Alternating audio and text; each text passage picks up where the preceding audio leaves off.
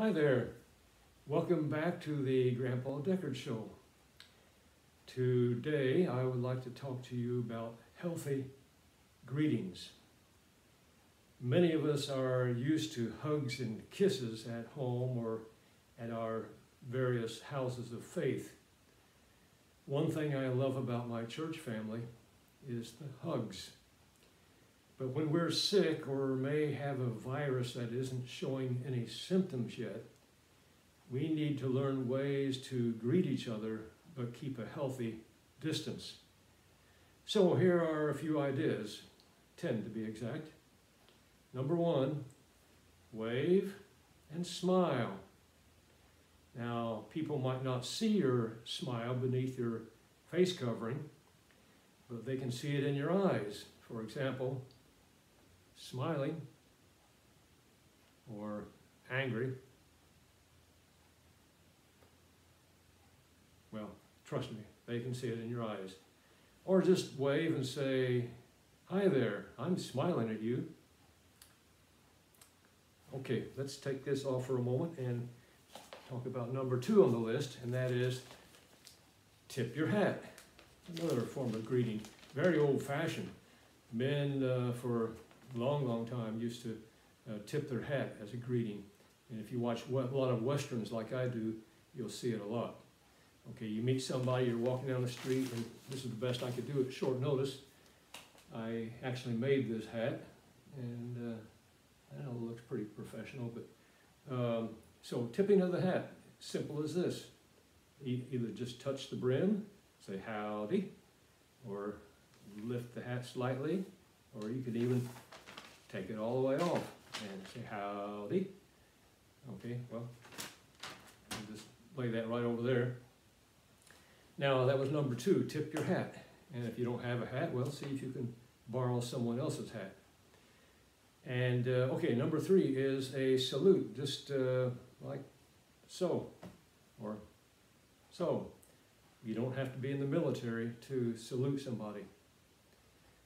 Here's another one I learned in what we called the Jesus movement back in the 60s and 70s, and it's called the one-way sign. The one-way sign, we would greet each other with this sometimes. And it was a way of our saying that Jesus is the one way to heaven. Okay? Now, one of my very favorite is the next one, number 5, and that is the Japanese greeting. And I learned this from a Japanese lady that I was doing some work for. And I have to back up a little bit for this one, but the Japanese greeting, placing your hands like so, a slight bow, and or if you really have a lot of respect for the person you're greeting, you go, more than just a slight bow. And you can accompany that with a verbal greeting such as "Ohayou gozaimasu" or "Konnichiwa," good morning and hello, I think. All right, so now that was number 5, a Japanese greeting. And number 6 is if you're really excited about seeing someone you haven't seen for a long time, you could run around in tight circles in front of them. But then that's not really for humans, is it? And if you choose to do something like that, at least no pouncing. Okay, if you haven't trimmed your nails or your claws for a while, you could really hurt somebody with the pouncing. So just keep it to the running around in tight circles. Alrighty, that was number 6. Number 7, and this is for girls, ladies, women. If you're greeting somebody, you can do it with a curtsy. That's C-U-R-T-S-Y, I think. You can spell check me on that one, but curtsy, that's not for men, it's for women. And usually involves somebody that's wearing a skirt, and I didn't happen to have a skirt and didn't want to wear any of jeans for this, so I'll just simply show you. I'm going to back up a little bit. A curtsy, not for men, for girls or young ladies or women. Grab the bottom of your skirt here, hold it out slightly. You place one foot slightly behind the other, and you do a little dip. That's a curtsy. Now, if you really want to get the facts on that, you can look it up on YouTube under something like how to curtsy. All right, now, number 8, moving right along. You can blow a kiss, a healthier greeting. Now, skip the blowing part, but just go through the motions, a little touching the lips and kind of toss it out there in a kind of a fake blowing of a kiss. You can make a little kissing noise if you like, and then throw it out there. And that'll show people that you're even more sincere in your greeting. And then another one of my favorite besides the Japanese greeting is the circular salute. And I think I might have picked this one up from a Three Stooges movie. But it goes something like this. Let's see, let's try this. No, let's do this hand. So, circular salute. Okay, or both hands, and bowing slightly. Okay, number 10 now is sign language greeting.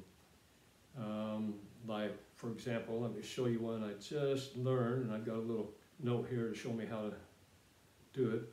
So here's a sign language greeting. Very, very healthy. You can keep your distance. And can anybody tell me what I am trying to say? I hope I'm not saying something wrong here, but it's supposed to be, I love you. Okay, sign language. Another way to do it in sign language, I guess, is something like, I love you. All right. Well, there you have it, 10 healthier greetings.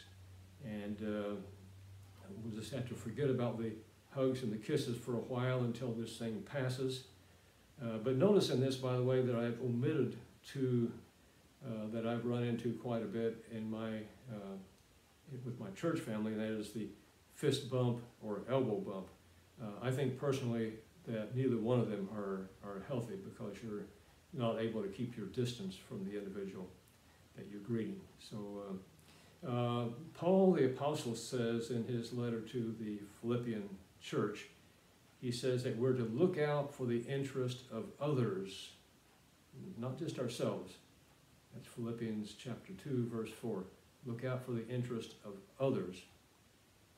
I think with a little wisdom and consideration and imagination, that this world could be a much healthier place. Somebody I know might be objecting and saying, well, the way I best show my love for others is by giving them a big old hug.